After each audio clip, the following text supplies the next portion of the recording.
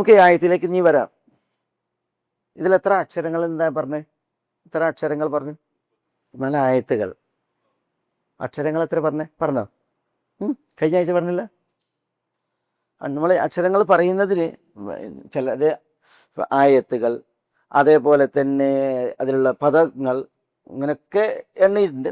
പക്ഷെ നമ്മൾ അക്ഷരങ്ങൾ പലപ്പോഴും പറയുന്നത് ഇതാണ്. ഇതെത്ര?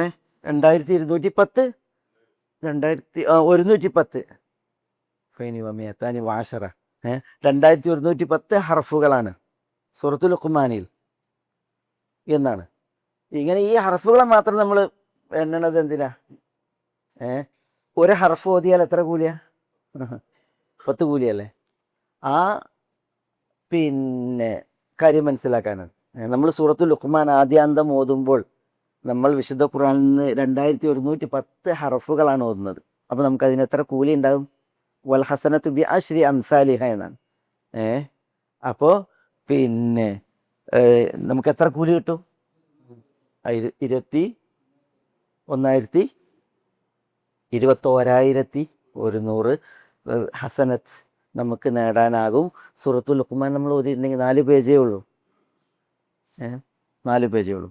അപ്പോൾ നമ്മൾ ആ ഒരു പിന്നെ പുണ്യം മനസ്സിലാക്കാനാണ് ഇവിടെ ഈ ഹർഫുകളെ ഞാൻ എല്ലാ സൂറത്തും പറയുമ്പോൾ തുടക്കത്തിൽ ഉണർത്തുന്നത്. ഖുർആൻ ഓതണം, ദിനേന ഖുർആൻ ഓതണം. ഖുർആൻ ഓതിയിട്ടില്ല എങ്കിൽ നമ്മുടെ മനസ്സിൽ മാറാല കിട്ടും. അള്ളാഹു കാക്കട്ടെ, നഊദു ബില്ലാഹ്. മനസ്സിൽ മാറാല കിട്ടിയിട്ടുണ്ടെങ്കിൽ പിന്നെ മനസ്സിനത്തിനും പറ്റൂല. പിന്നെ നമ്മുടെ ഈ അന്തരംഗവും അതേപോലെ തന്നെ നമ്മുടെ ധിഷണയും ഒക്കെ ദീപ്തമാകാനും അതേപോലെ തന്നെ അനുഗ്രഹീതമാകാനും അള്ളാൻ്റെ കലാമല്ലേ. ഞാൻ പറയാറുണ്ട്, ചില പൂർവികർ പറയുമെന്നാണ്, എനിക്ക് അള്ളാഹിനോട് സംസാരിക്കാൻ തോന്നിയാൽ ഞാൻ നിസ്കരിക്കും, ദുആ ചെയ്യും. എനിക്ക് അള്ളാഹിനോട് സംസാരിക്കണം തോന്നിയിട്ടുണ്ടെങ്കിൽ ഉടനെ ഞാൻ നിസ്കരിക്കും, ദുആ ചെയ്യും. അള്ളാഹ് എന്നോട് ഇങ്ങോട്ട് സംസാരിക്കണം എന്ന് എനിക്ക് തോന്നിയിട്ടുണ്ടെങ്കിൽ ഞാൻ ഖുർആൻ ഓതും. അപ്പം അള്ളാഹിനോട് സംസാരിക്കാൻ നിസ്കാരം, ദുആ. അള്ളാഹ് നമ്മളോട് ഇങ്ങോട്ട് സംസാരിക്കണമെങ്കിലോ അള്ളാഹിൻ്റെ കലാമല്ലേ ഇത്? അള്ളാഹിൻ്റെ കലാമാണ്. അള്ളാഹ് നമ്മളോട് സംസാരിക്കണം നമ്മൾ ഖുർആൻ ഓതുമ്പോൾ. അപ്പോൾ നമുക്ക് അള്ളാഹുവിനോടുള്ള ആ ഒരു പിന്നെ ബന്ധം അത് അങ്ങോട്ടും ഇങ്ങോട്ടും നിലനിൽക്കാൻ ദുആയും ഖുർആൻ പാരായണം, ദുആയും ഖുർആൻ പാരായണം. ഖുർആൻ ഓതാത്ത അവസ്ഥകൾ ഉണ്ടാകാൻ പാടില്ല. അവസ്ഥകൾ എന്ന് പറഞ്ഞാൽ ദിനങ്ങൾ ഉണ്ടാകാൻ പാടുള്ളതല്ല. ശരിക്ക് ഇന്ന് പിന്നെ നമ്മൾ അന്നൂറിൻ്റെ തഫ്സീർ തുടങ്ങിയപ്പോൾ സൂറത്തുൽ ബഖറൻ്റെ വിഷയത്തിലൊരു സംഭവം, വിശുദ്ധ മദീനയിൽ നബി സല്ലല്ലാഹു അലൈഹി വസല്ലം തങ്ങളുടെ ഖത്തീബ്, പ്രാസംഗികനാരാ? നബി സല്ലല്ലാഹു അലൈഹി വസല്ലം തങ്ങളുടെ പ്രാസംഗികൻ സാബിത്ത് ഇബ്നു ഖൈസ് ഇബ്നു ഷമ്മാസ് അൽ അൻസാരി. സാബിത്ത് ഇബ്നു ഖൈസ് ഇബ്നു ഷമ്മാസിൻ്റെ വീട്ടിൽ ഒരു രാത്രി ഭയങ്കര പ്രകാശം. മദീനയുടെ അന്നത്തെ രാത്രിയുടെ അവസ്ഥ ഇരുട്ടുമുറ്റിയ രാത്രിയാണ്.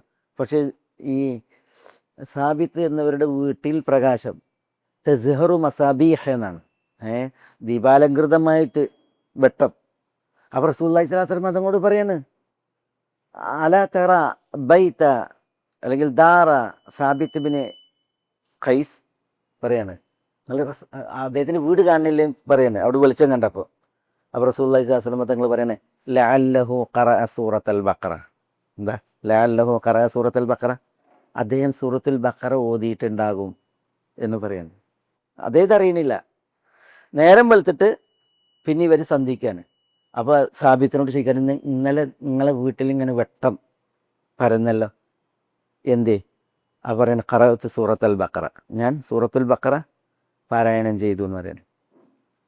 അപ്പോൾ ഖുർആൻ പാരായണത്തിൻ്റെ ഒരു പിന്നെ വിശേഷം അല്ലെങ്കിൽ അതിൻ്റെ ഒരു പ്രത്യേകത, നമ്മളുടെ അന്തരംഗം, നമ്മളുടെ ധിഷണ, അതൊക്കെ അതുമാത്രമല്ല ദീപ്താക്കുക, പിന്നെ നമ്മളുടെ വീടും പരിസരവും ദീപ്തമാക്കുന്ന ഒരു അനുഗ്രഹമാണ് ഈ ഖുർആൻ പാരായണത്താൽ എന്നുള്ളത് മനസ്സിലാക്കാൻ ഞാനൊരു ഉദാഹരണം പറഞ്ഞെന്ന് മാത്രം. ഇതിപ്പോൾ ഇതിൽ മാത്രമല്ല, ഇപ്പോൾ സൂറത്തുൽ കഹ്ഫ് ഓതിയപ്പോഴൊക്കെ ചില സഹാബികളുടെയൊക്കെ വീട്ടിൽ വെളിച്ചുണ്ടായ കഥ പറയുന്നില്ലേ?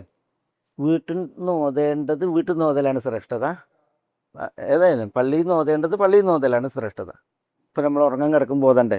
അത് പള്ളിക്കൊന്ന് ഓതിയിട്ട് വീട്ടിൽ നിന്നിട്ട് കിടക്കല്ലേ വേണ്ടത്? വീട്ടിൽ തന്നെയല്ലേ കിടക്കുന്നിടത്തുനിന്നാണ് അത് ഓതേണ്ടത്. അതേപോലെ തന്നെ പിന്നെ സൂറത്തുൽ ബഖറ ഇപ്പം നിങ്ങൾ പറഞ്ഞതുപോലെ ആലി ഇമ്രാൻ എന്നൊക്കെ വീട്ടിൽ ഓതാൻ വേണ്ടി പറഞ്ഞതല്ലേ. നിങ്ങളുടെ വീടുകളെ നിങ്ങൾ മക്കബറകളാക്കരുത്, നിങ്ങൾ വീടുകളിൽ ഖുർആൻ ഓതണം എന്ന് പറയുന്നത്. വീടുകൾ പിന്നെ ഖുർആൻ പാരായണത്തിന് നമ്മൾ പ്രത്യേകമാക്കണം. അത് വിചാരിച്ചിട്ട് മസ്ജിദിൽ ഓതണ്ടെന്നല്ല.